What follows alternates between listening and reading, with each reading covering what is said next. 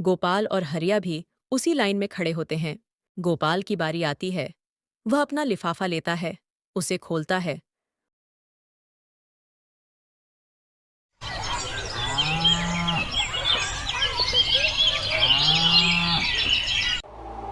शांतिपुर एक छोटा गांव, जहां कच्ची सड़कों पर धूल उड़ रही थी। गांव के चौराहे पर गोपाल, एक गरीब किसान, अपनी पुरानी बैलगाड़ी के पास खड़ा था। उसकी आंखों में थकावट थी, लेकिन साथ ही उम्मीद की एक हल्की किरण भी थी। पास में ही कुछ लोग बात कर रहे थे।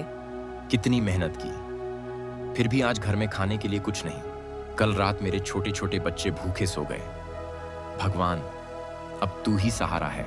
इतने में हरिया, गोपाल का पुराना दोस्त, आता है। उसके कपड़े भी फटे पुराने थे। वह गोपाल को देखकर रुकता है। गोपाल भाई, क्या हाल है? बड़े परेशान दिख रहे हो।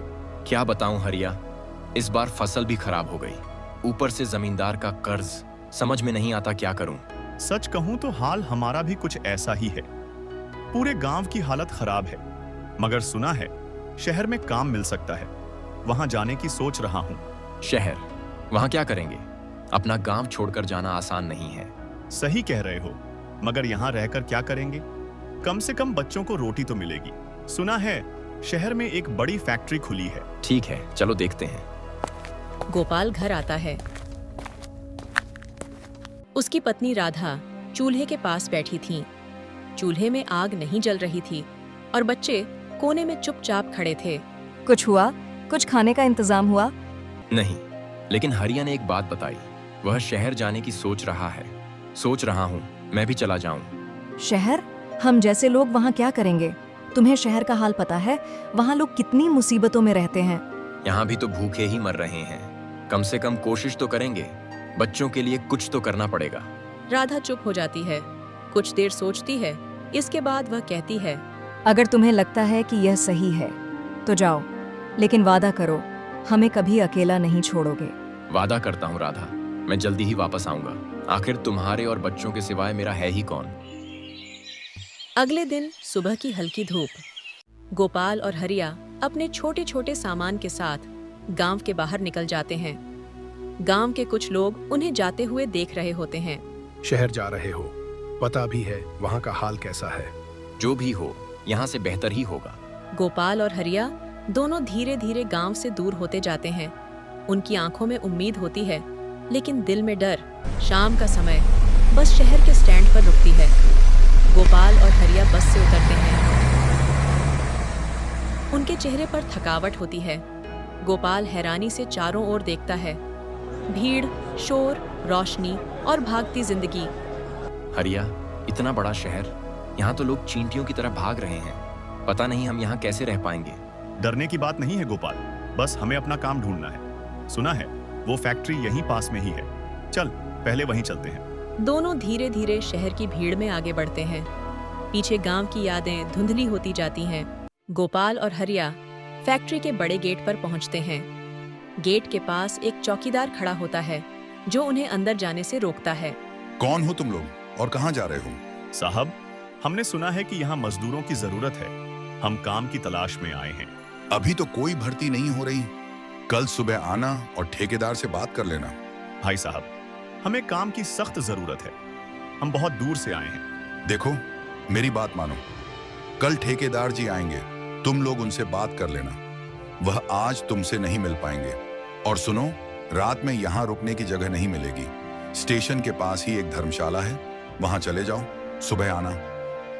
गोपाल और हरिया धर्मशाला में चले जाते हैं। वहां जगह छोटी और गंदी होती है। लोग फर्श पर चादर बिछाकर सो रहे थे। वे दोनों कोने में जगह ढूंढकर बैठ जाते हैं। हरिया, क्या यह सही फैसला था? यहाँ तो सांस लेना भी मुश्किल है। गोपाल, यह सब मुश्किलें हमें मजबूत बनाएंगी। सोचो, अगर हमें काम मिल गया तो बच्चों का भविष्य सुधर सकता है। बस एक रात की बात है। अगली सुबह गोपाल और हरिया ठेकेदार के पास जाते हैं। दोनों ठेकेदार के सामने खड़े हो जाते हैं। ठेकेदार मोटा और खड़ूस इंसान होता है।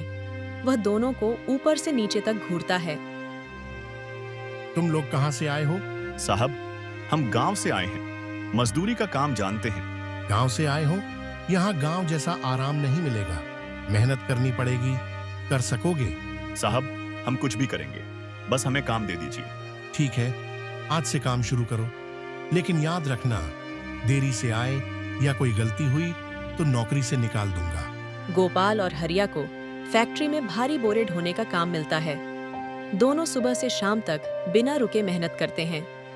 लगातार मेहनत की वजह से गोपाल के शरीर में दर्द होने लगता है, लेकिन वह हिम्मत नहीं हारता। यार, काम मुश्किल है, लेकिन कम से कम अब बच्चों का पेट तो भर सकेगा। देखा, मैंने कहा था ना, कोशिश करने वालों की कभी हार नहीं होती। बस अब धीरे धीरे सब ठीक हो जाएगा। शाम ढलते ढलते दोनों धर्मशाला लौटते हैं। दिन भर की मेहनत से दोनों का शरीर टूट चुका होता है। धर्मशाला की अगली सुबह गोपाल अपनी जगह से उठता है। उसका शरीर दर्द से अकड़ जाता है। हरिया भी जाग जाता है। दोनों अपनी थकी हुई आंखों से एक दूसरे को देखते हैं। हरिया, ये बोरे ढोने का काम आसान नहीं है। ऐसा लगता है जैसे पूरे शरीर की हड्डियां टूट गई हों। भाई, शहर में यही जिंदगी है। मेहनत करो और आगे बढ़ो। पहली तनख्वाह हाथ में आएगी, तब तुझे असली संतोष मिलेगा। चल, देर हो रही है। फैक्ट्री में काम का माहौल। मजदूर जल्दी जल्दी बोरे ढो रहे थे। हवा में पसीने और धूल की महक। गोपाल और हरिया भी उन्हीं में जुटे हैं, थके हुए मगर काम में डटे हुए। तभी अचानक एक सुपरवाइजर गुस्से में आता है। अरे, इतनी धीमी रफ्तार से काम करोगे तो सब नुकसान हो जाएगा, जल्दी करो। साहब, पूरी कोशिश कर रहा हूँ, बस थोड़ा शरीर थक गया है। थकान का बहाना यहाँ नहीं चलेगा। तुम जैसे लोगों की वजह से फैक्ट्री का नुकसान होता है। ध्यान रखना, वरना काम से निकाल दूंगा। गोपाल चुपचाप सिर झुकाकर फिर से बोरे ढोने लगता है। उसके चेहरे पर अपमान की लकीरें होती हैं। हरिया दूर से ये सब देख रहा होता है। इनकी बातों का बुरा मत मान गोपाल, हमें बस चुपचाप अपना काम करना होगा। कई दिन बीत जाते हैं। मजदूरों के चेहरों पर थकावट के साथ उत्सुकता झलक रही होती है। आज तनख्वाह का दिन होता है। लाइन में मजदूर खड़े होते हैं, अपने अपने लिफाफे लेने के इंतजार में। गोपाल और हरिया भी उसी लाइन में खड़े होते हैं। गोपाल की बारी आती है। वह अपना लिफाफा लेता है, उसे खोलता है और पैसे देखकर खुश हो जाता है। हरिया देख, इतने दिन की मेहनत के बाद ये पैसे। अब बच्चों को कुछ भेज सकूंगा, राधा को बता सकूंगा कि मैं यहाँ बेकार नहीं हूँ। हाँ भाई, ये शुरुआत है। अब मेहनत से सब कुछ बदल सकता है। यार हरिया, ये पैसे मैं घर भेजना चाहता हूँ। ठीक है, लेकिन ध्यान रखना, शहर में खुद के लिए भी कुछ बचा लेना चाहिए। मेरी जरूरतें क्या हैं? बच्चों की भूख मिट जाए, यही काफी है। अगले दिन गोपाल को राधा का एक खत मिलता है। वह खत खोलता है और पढ़ता है। राधा लिखती है। गोपाल, पैसे मिल गए। बच्चों ने पेट भरकर खाना खाया। पहली बार कई दिनों बाद उनके चेहरों पर मुस्कान देखी। तुम्हारे बिना सब अधूरा है, पर तुम्हारी मेहनत का फल मिल रहा है। खत पढ़ते हुए गोपाल की आंखों में खुशी के आंसू भर आते हैं। गोपाल, मैंने सुना है कि कल फैक्ट्री में कोई घोषणा होने वाली है। अच्छा चलो, वो कल पता चलेगा। फैक्ट्री में सुबह का समय। मजदूर काम में लगे हुए थे। गोपाल और हरिया भी बोरे उठा रहे थे। तभी सुपरवाइजर तेजी से अंदर आता है। सुनो सब लोग, अगले हफ्ते से काम कम है। मालिक ने आदेश दिया है कि अब से रोज काम नहीं मिलेगा, बीच बीच में छुट्टी भी रहेगी, तो जिसे मंजूर हो वही यहाँ रहे। मजदूर आपस में खुसुर पुसुर करने लगते हैं। माहौल में बेचैनी फैल जाती है।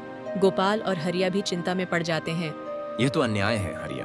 पहले ही हमारी मेहनत का सही पैसा नहीं मिलता और अब काम भी कम कर दिया। लेकिन क्या करें गोपाल, यहाँ विरोध करने का मतलब है नौकरी से हाथ धोना। अगर काम छूट गया तो बच्चों का क्या होगा? गोपाल की आंखों में संघर्ष की भावना झलकती है। हर मुश्किल के बीच भी उसने उम्मीद की डोर नहीं छोड़ी थी। वह चुपचाप अपने काम में लग जाता है। इस प्रकार काम करते हुए काफी समय बीत जाता है। रात का समय। गोपाल फर्श के एक कोने में बैठा था। उसके पास एक पुराना मुड़ा हुआ कागज होता है, जिस पर उसने गांव में एक छोटी दुकान खोलने का सपना लिखा था। हरिया धीरे से उसके पास आकर बैठता है। क्या देख रहा है गोपाल? ये मेरा सपना है हरिया। गांव में एक छोटी सी दुकान खोलनी है और बच्चों को पढ़ाना है।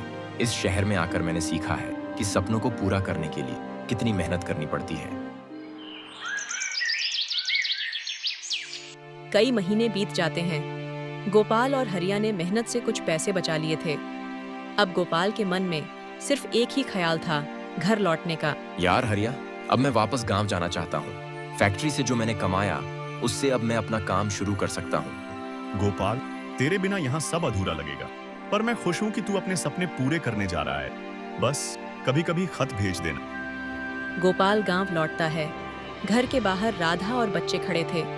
गोपाल के हाथ में एक बैग था जिसमें बचाए हुए पैसे और बच्चों के लिए कुछ खिलौने थे।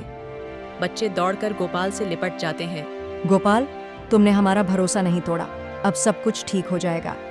हाँ राधा, अब हम अपने पैरों पर खड़े होंगे। शहर में बहुत कुछ सीखा है मैंने, अब हमारी जिंदगी बदलने का वक्त आ गया है। गांव में गोपाल अपनी बचत से एक छोटी दुकान खोलता है। राधा और बच्चे उसकी मदद करते हैं। गोपाल दुकान में खाने पीने का सामान, कुछ खिलौने और रोजमर्रा की चीजें रखता है। गांव के लोग खरीदारी करने आते हैं। गोपाल, तुमने सही किया जो शहर से लौट आए। अब हमें यह सब सामान खरीदने के लिए दूर नहीं जाना पड़ेगा।